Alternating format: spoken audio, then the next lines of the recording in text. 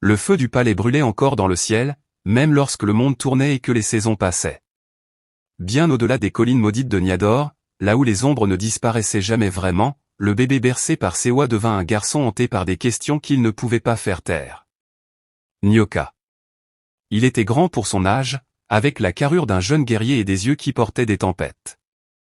Il grimpait aux arbres plus vite que des garçons 2 fois plus âgés.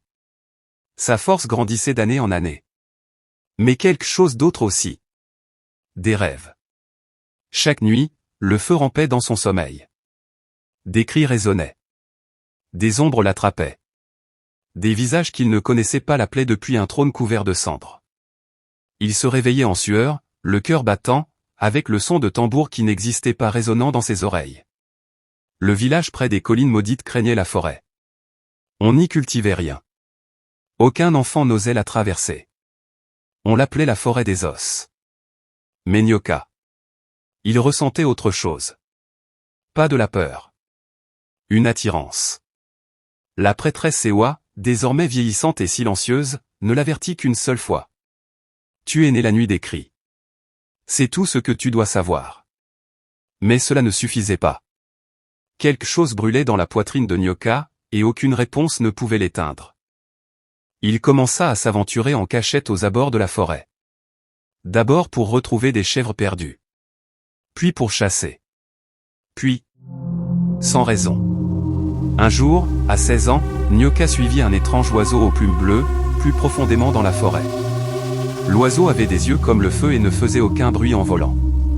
Il le suivit à travers des arbres tordus et sur des pierres effondrées, jusqu'à une bouche dans la terre. Une grotte sombre, dissimulée derrière de la mousse et des lianes. L'air à l'intérieur était lourd. Silencieux. Mais Nyoka entra. Sa torche vacillait alors qu'il avançait. Et puis, il les vit. Des os.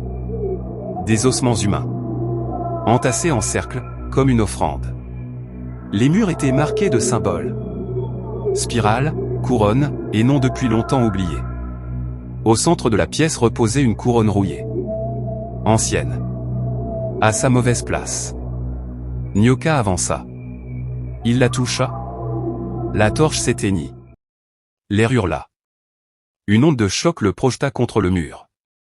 Du sang coula de ses oreilles. Les symboles sur les murs se mirent à briller en rouge. Les ombres se tordirent et prirent forme. Certaines n'avaient pas d'yeux. D'autres avaient la peau en feu. Des enfants pleuraient depuis l'intérieur des pierres. La couronne s'éleva lentement dans les airs, en tournant. Puis une voix s'éleva, composée de plusieurs autres. Tu es le sang. Le dernier sang. Ils portent ton trône. Ils ont prêté serment en ton nom. À toi de le briser. Ou de mourir avec les autres. Nyoka s'enfuit de la grotte. Les branches griffaient ses bras. Il trébuchait, rampait, haletant, jusqu'à ce que la lumière de la forêt le touche de nouveau. Mais quelque chose avait changé. À partir de cette nuit-là, ils le suivirent. Il les voyait dans les reflets. Entendait des murmures dans les arbres. Les ombres bougeaient même sans vent. Des esprits aux yeux creux se tenaient à la lisière du village. Ils ne la franchissaient pas. Pas encore. Sewa les vit aussi. Un matin, elle découvrit des empreintes rouges sur les murs de leur hutte. Sur le toit. Sur les arbres. Elle alluma des bougies. Brûla des herbes sacrées. Elle tenta de le protéger. Mais la malédiction était réveillée. La même semaine, le roi d'Ossé, dans son palais, était agité. Le feu sacré ne lui répondait plus. Ses rêves étaient envahis par des voix qui ne se prosternaient pas. Une nuit, il se réveilla en hurlant. Une ombre avait chuchoté à son oreille. Il est vivant. Furieux, Dossé convoqua ses meilleurs soldats. Trouvez-le. Tuez-le. Que meurt quiconque se souvient du passé. Les soldats partirent cette nuit-là. Nyoka, sentant que quelque chose changeait, intensifia son entraînement. Il courait pieds nus dans la forêt. Combattait les arbres comme des ennemis. Nageait à contre-courant avec des pierres attachées dans le dos. Il sculpta un bâton de bois et s'entraîna jusqu'à ce que ses paumes saignent. Il ne savait pas encore qui il était.